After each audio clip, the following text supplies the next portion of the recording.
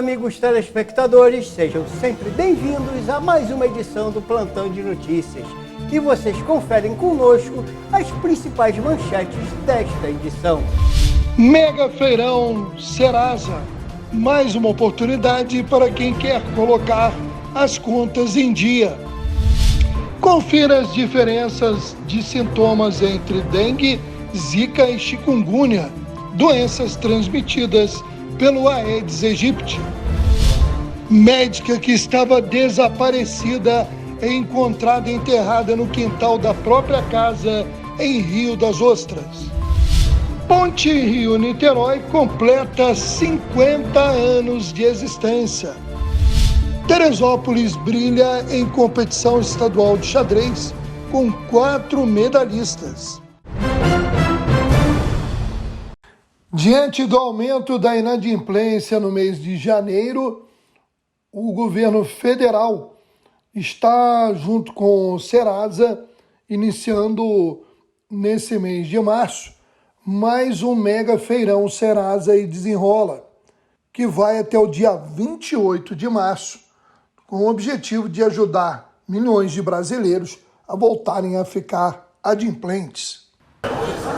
Depois de um período de dificuldade financeira, o Antônio finalmente está conseguindo acertar as contas. Adquirir nessa momento de crise mesmo, de pandemia, essas coisas aí, ficou meio difícil, mas as coisas estão começando a melhorar, a se encaixar, e a gente vai tentar negociar e voltar de novo ao mercado. Nesse daqui eu consegui 60%. 60%, tá muito bom, tá sendo bacana. O Brasil tem 72 milhões de inadimplentes e o parcelamento das compras ainda é o grande vilão do orçamento. 70% dos brasileiros fazem essa opção. Desde o início do Desenrola, 12 milhões de pessoas já foram beneficiadas e mais de 36 bilhões e meio de reais foram pagos. Nesta última fase do programa, o Ministério da Fazenda uniu forças com o Serasa e os Correios para chegar com mais agilidade aos consumidores. O atendimento presencial começou nesta agência no Vale do Anhangabaú, na cidade de São Paulo. Mas, em breve, vai se estender para as agências em todo o país. Também é possível fazer a renegociação por meio do site Desenrola e da Serasa. Participam do Mega Feirão e Desenrola empresas privadas, lojas, bancos e financeiras. E é possível também quitar dívidas de água e energia. A Serasa tem mais de 700 empresas participando do feirão, né? E o Desenrola é um pedaço, né, dessas dívidas. Então a nossa expectativa é que com esse feirão de março a gente atenda mais de 5 milhões, a gente tenha mais de 5 milhões de dívidas pagas. E agora a gente traz uma homenagem feita na Câmara dos Deputados a uma importante categoria profissional, os carteiros. Confira a matéria. A Câmara dos Deputados realizou sessão solene no plenário Ulisses Guimarães para comemorar o Dia do Carteiro. O evento foi solicitado e conduzido pela deputada Érica Cocai, do PT do Distrito Federal. Lembro que os Correios que é uma empresa centenária, que faz parte das nossas vidas, que trabalha com logística. Se não são os Correios, como chegam os remédios de alto custo? Se não são os Correios, como chegam as encomendas? Como a gente integra esse Brasil? Como chegam as provas do Enem? Portanto, a função dos carteiros, que leva a empresa para todas as dobras, todos os cantos, que dialoga com o Brasil profundo, dialoga com o Brasil muitas vezes esquecida, ela é absolutamente fundamental. Emerson Marinho, representando a Federação Nacional dos Trabalhadores nas Empresas de Correios e Telégrafos, destacou a importância dos carteiros na medida em que eles são o cartão de visitas da empresa. É o reconhecimento dos trabalhadores dos Correios que hoje acabam sendo o cartão de visita da nossa empresa, demonstrando toda a importância que esses profissionais que trabalham diuturnamente, superando todas as dificuldades que nós temos nesse país de dimensões continentais, com as diferenças demográficas, cumprindo a missão não só de entregar uma correspondência, como muitas das vezes é visto pela população, mas de ser um profissional que dentro dos Correios proporciona a integração nacional, de estar presente nos 5.570 municípios todos os dias do ano. A Anvisa está alertando sobre o uso dos smartwatch, ou os relógios inteligentes, para medição de glicemia e oximetria, Confira a matéria.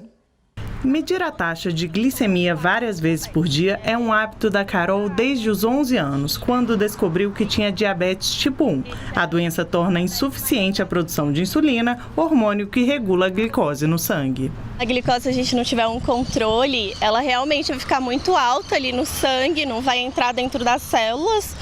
E aí pode causar vários problemas de saúde. No Brasil, 13 milhões de pessoas vivem com diabetes, quase 7% da população. Prometendo facilitar o controle da doença, já existem no mercado relógios que afirmam medir taxas de glicemia, mas esse uso não é recomendado. De acordo com a Anvisa, não há até o momento nenhum smartwatch regularizado para medição de glicose. A agência alertou ainda sobre o uso do dispositivo para oximetria, que mede a concentração de oxigênio no sangue.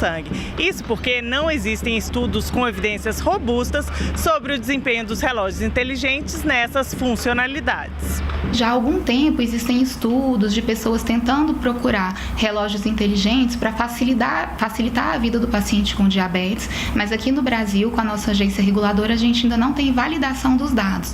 O controle da glicemia deve ser feito por um glicosímetro ou por um sensor nos braços. É muito importante ter um bom controle da glicemia para diminuir complicações de longo prazo, né?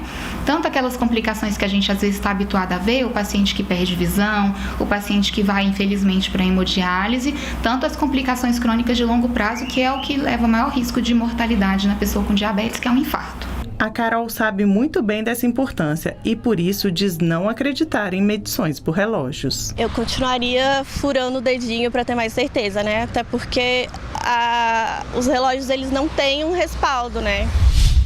Bom, vamos sair um pouco do Brasil e falar de um país aqui do continente americano, na América Central, o Haiti, novamente em estado de emergência. Gangues libertam detentos, controlam capital, desafiam o governo. 80% da capital Porto Príncipe são comandados por gangues por meio de violência, instaurando o medo e cobrando taxas da população. O Haiti, que enfrenta décadas de governos corruptos e crise política, social e humanitária contínua, saiu totalmente do controle desde 2021 com o assassinato do presidente Jovenel Moïse. Desde então, as autoridades brigam entre si pelo poder. Com a falta de comando oficial, as gangues, que já agiam principalmente em Porto Príncipe, aproveitaram o vácuo na segurança e tomaram conta das cidades. A população amedrontada tem fugido, mas nem mesmo abrigos mantidos por organizações como a Agência para a Migração da ONU são seguros. 10 alojamentos que acolhiam desabrigados foram fechados no fim de semana. Parte das gangues querem agora derrubar o primeiro-ministro Ariel Henry. Ele deveria ter deixado o cargo em fevereiro de 2022 e convocado eleições, mas descumpriu o acordo e permaneceu no poder. No fim de semana, Henry pediu a ajuda do Quênia, que se comprometeu a enviar uma missão de segurança. O Haiti é um dos países mais pobres do mundo. Segundo dados do Banco Mundial, em 2020, 60% da população haitiana vivia na pobreza. E de lá para cá, a situação se agravou drasticamente. Vamos trazer um pouco de ciência, meu amigo Antônio Alexandre. A ilha Deception, uma ilha vulcânica em forma de ferradura perto da Antártica, pode ser resposta para o enigma sobre Marte. Com um passado de fogo ainda latente, essa remota ilha desperta a curiosidade dos pesquisadores. Ela é coberta de gelo e habitada por pinguins, focas e leões marinhos. Confira a reportagem da TV Cultura. Com pouco menos de 80 quilômetros quadrados, a ilha Deception faz parte do arquipélago das Shetlands do Sul, vizinho da Antártica. As últimas erupções vulcânicas na ilha aconteceram em 1967, 69 e 70. Os cientistas acreditam que esse lugar tem características semelhantes ao que foi Marte há milhões de anos. Naquele passado distante, o planeta também teve intensa atividade vulcânica. E hoje tem temperaturas muito mais baixas do que na ilha Deception. Dados colhidos pelo robô Curiosity, da NASA, indicam que Marte já teve um ambiente favorável à existência de vida.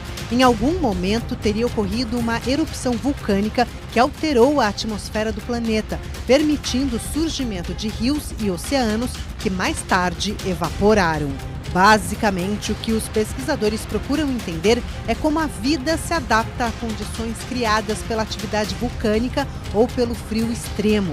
Mas as pesquisas vão além de uma possível relação com Marte. Para os cientistas da NASA, o estudo dos micro-organismos presentes na ilha pode contribuir para as investigações sobre a existência de alguma forma de vida extraterrestre em outros planetas e luas.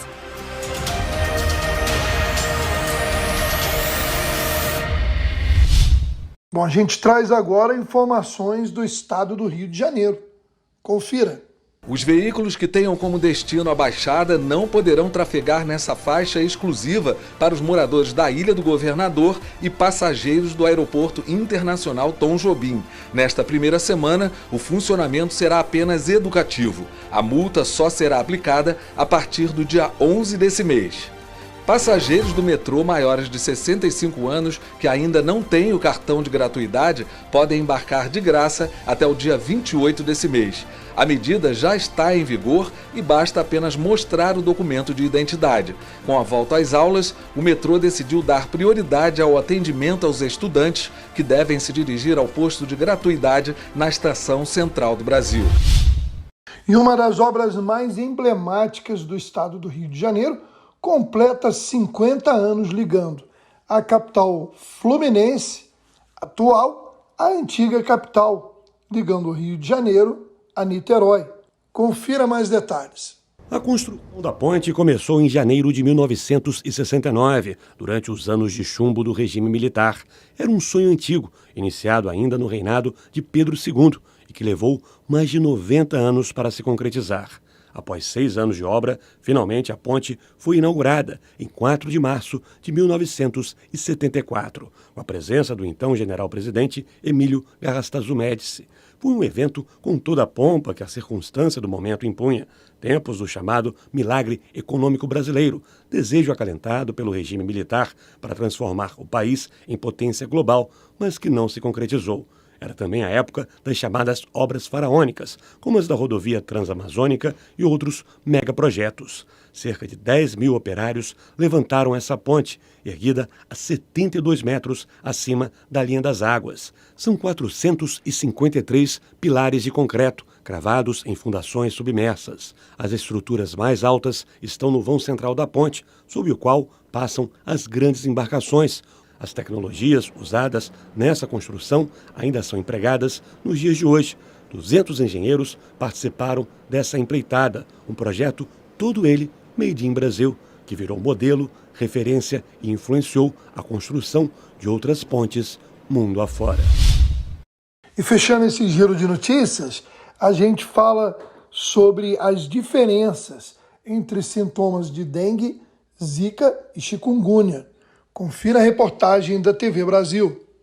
A combinação da estação e a folia do carnaval foram responsáveis pelo aumento das infecções por viroses como dengue e Covid-19.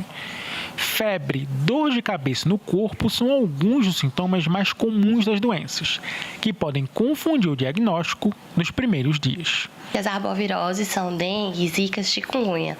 Inicialmente confunde um quadro viral, a Covid, por exemplo, outras viroses que estão bastante circulantes nesse período, elas podem ter um quadro inicial de dor de cabeça, febre, dor no corpo, dor nas articulações, mas nas arboviroses. Então, os sintomas iniciais eles são bem semelhantes. Então, fica difícil a gente dizer exatamente, A Covid, quando a gente fala, a gente pensa muito em sintomas respiratórios.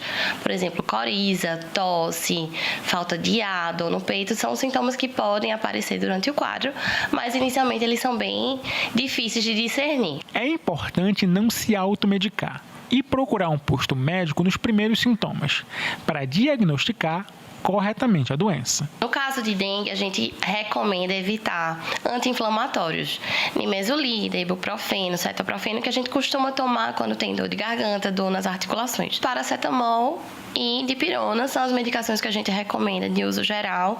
Caso tiver alguma dor que não está passando, algum outro sintoma, procurar uma urgência. Vamos acompanhar agora as notícias locais com o jornalista Maurício Aragão. Maurício, traz pra gente então os acontecimentos das nossas cidades. Começamos o nosso giro pelos municípios com uma notícia que vem de Rio das Ostras. Adriano Pereira conta mais detalhes sobre o corpo de uma médica que foi assassinado e foi encontrado enterrado no quintal da própria casa. Confira mais detalhes.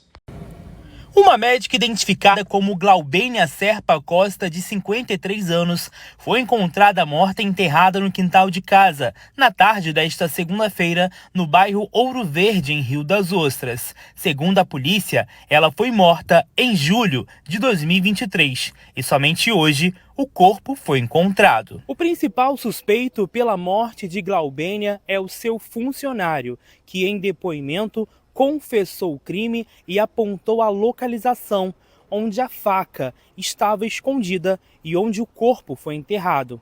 O corpo da médica foi encontrado no quintal da sua casa. As redes sociais e as contas bancárias da médica estavam sendo movimentadas pelo autor do crime para não levantar suspeitas. Além disso, o carro da vítima estava no nome do mesmo e foi levado para a delegacia. O desaparecimento da médica vinha sendo investigado desde janeiro deste ano pela Polícia Civil, depois de um pedido do Ministério Público. O inquérito está em andamento e o suspeito, ainda segundo a polícia, vai responder por ocultação de cadáver e feminicídio.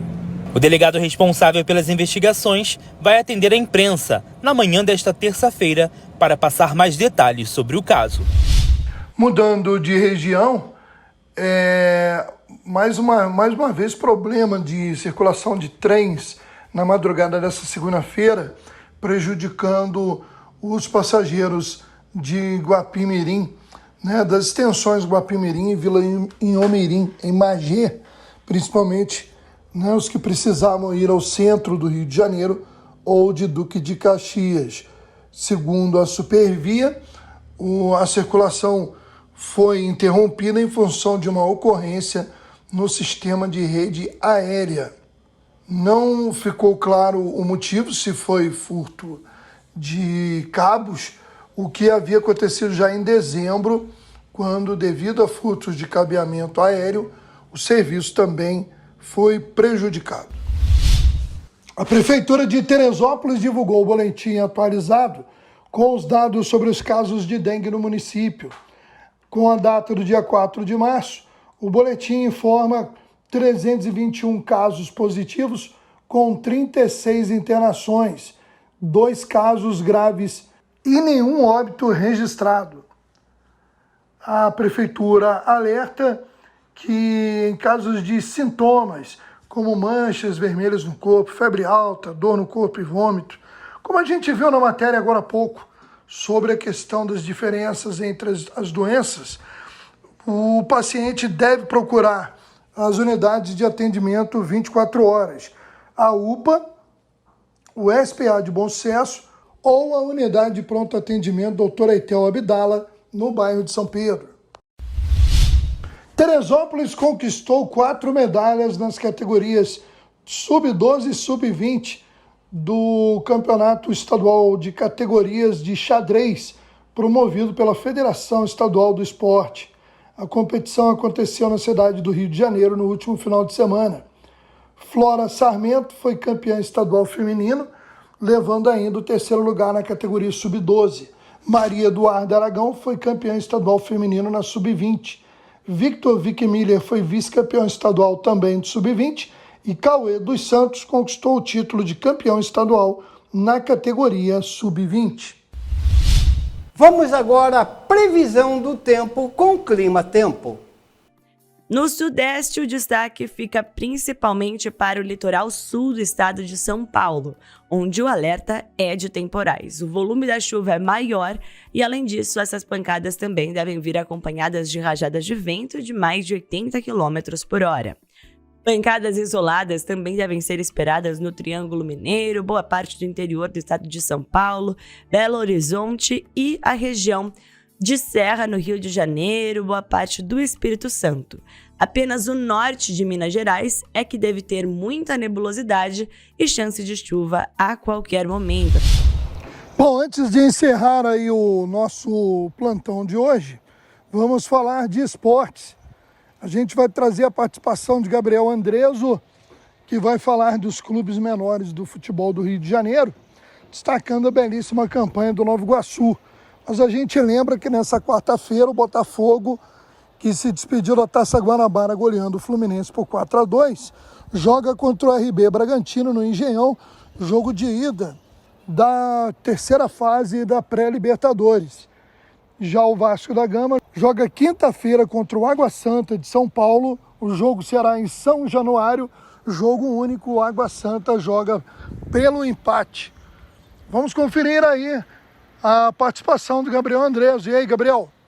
Alô, Aragão, um grande abraço a você e a todos. Chegando com mais um boletim do site acessocarioca.com.br, trazendo todas as informações dos clubes de menor investimento do Rio de Janeiro. E neste fim de semana tivemos decisão, tanto na Taça Guanabara quanto na Taça Rio. O Nova Iguaçu terminou o Campeonato Carioca, pelo menos a sua primeira fase de pontos corridos, com a segunda posição, ficando, portanto, com o vice da Taça GB. Resultado esse que foi confirmado após a vitória deste domingo, em cima do Volta Redonda, pelo placar de 2-1 no estádio Raulino de Oliveira. 2 gols do meia atacante Bill deram ao orgulho da Baixada mais um triunfo, que faz a equipe terminar a primeira fase com 24 pontos na segunda colocação, atrás apenas do campeão Flamengo. Com isso, o Nova vai para a semifinal e terá vantagem do empate contra o Vasco da Gama, que terminou em terceiro. Apesar dessa vantagem, no caso de 2 resultados iguais, ou ainda melhor, do empate na soma dos resultados em jogos de ida e volta, a equipe não poderá jogar a partida como mandante no seu estádio Jânio Moraes. A federação ainda irá definir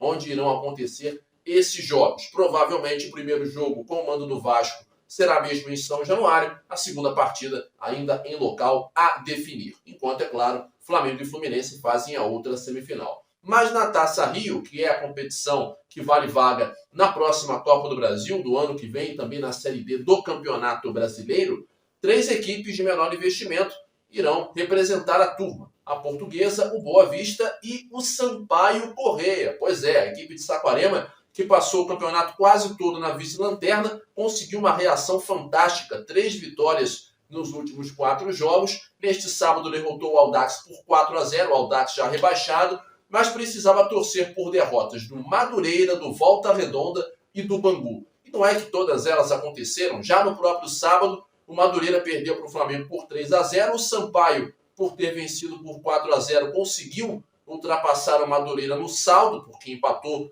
com 10 pontos, e já no domingo, com a derrota do Voltaço para o Nova Iguaçu e a do Bangu para o Boa Vista, pelo placar de 5-3, o Sampaio terminou em 8º, e então está vivo na disputa e terá pelo menos mais 2 jogos de Campeonato Carioca pela frente. Jogos esses que serão contra o Botafogo, o primeiro no próximo fim de semana no estádio Elcir Rezende em Saquarema e o segundo no outro fim de semana no estádio Newton Santos. A outra semifinal será entre Boa Vista, 6º colocado, e a Portuguesa, que terminou em 7º após ser goleada pelo Vasco da Gama neste domingo por 4-0. Jogo de ida na Ilha do Governador, estádio Luso Brasileiro, e a segunda partida no Elcir Rezende de Mendonça. O campeão se garante na Copa do Brasil e, se não for o Botafogo, na Série D do Brasileirão. No caso, o melhor dos pequenos, é esse o ponto, chega à Copa do Brasil e também se garante na Série D do Brasileirão. Obviamente que, com os times do Campeonato Brasileiro da Série A, com os 4 grandes indo bem no Brasileirão desse ano, essas vagas podem se abrir para outras equipes dessa própria Taça Rio, mas em princípio só o campeão ou vice, se for o Botafogo campeão, é que se garante em competições nacionais para o ano que vem. Audax rebaixado, matematicamente, joga a Série A2 do Carioca a partir de maio, e a tendência é que na próxima semana tenhamos o arbitral para definir a tabela do campeonato, já que todos os 12 participantes estão definidos. Também nesse fim de semana teve bola rolando para a Copa Rio Sub-20, para a Copa União, para competições de base e a preparação das equipes das divisões inferiores, já avisando o Campeonato Carioca da Série A2 e da Série C, que começam a partir de maio. E todas essas informações você encontra lá no Acesso Carioca, acessocarioca.com.br e @acessocarioca em todas as redes. Valeu, Aragão! Grande abraço! Bom, assim nós terminamos mais uma edição do nosso Plantão de Notícias, agradecendo a você, amigo telespectador e assinante da Rede de TV+, TV Arte HD, com transmissão através do canal 57 da Sumicity e pelas nossas plataformas das redes sociais. Obrigado e até a próxima edição.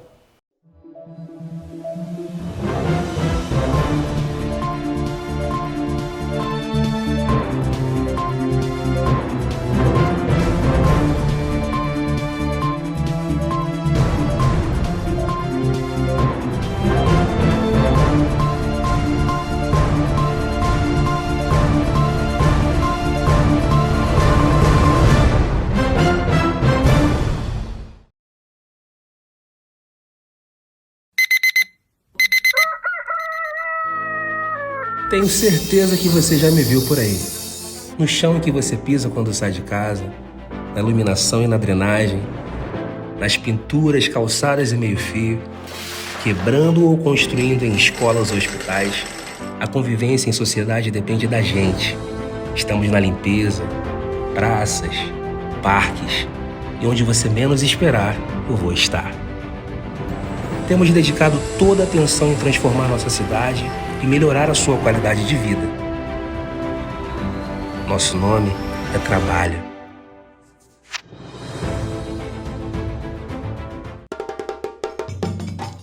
Magé tem história, e a história do Brasil literalmente passa por Magé.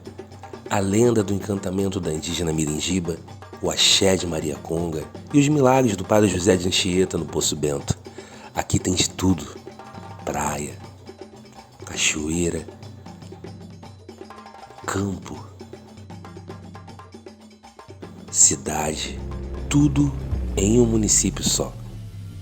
Os historiadores que me desculpem a abstração, mas imagino o que seria do Brasil sem Magé. A Baía de Guanabara e sua importância, a Serra dos Órgãos e um Caminho do Ouro, as igrejas datadas do século XVI, os 3 quilombos. Ainda não está convencido? Imagine a camisa da seleção com 2 estrelas a menos. É, meu parceiro, essas riquezas têm valor, não preço. E não acaba por aqui. A história está em movimento. E nós também.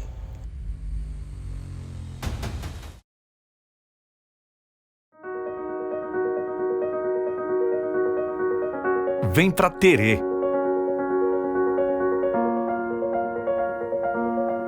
Descubra os encantos que Teresópolis reserva para você. Não importa a estação do ano, Terê está sempre pronta para você.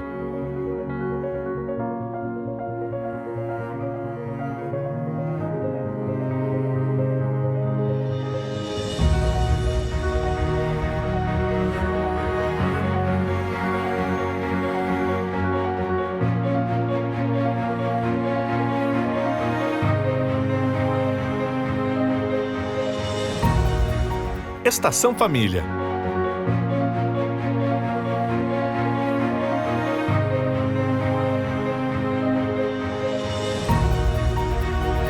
Estação Chocolate.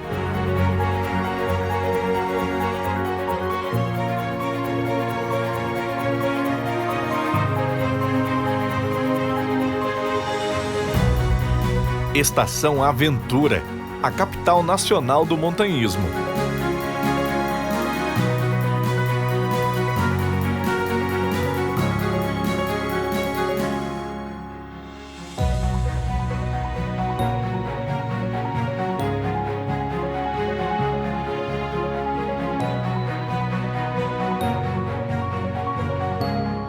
Estação Inverno.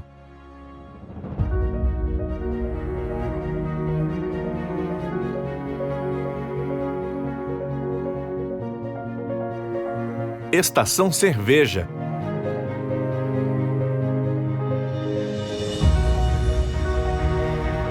Rota cervejeira na capital nacional do lúpulo. Teresópolis, terra de luz.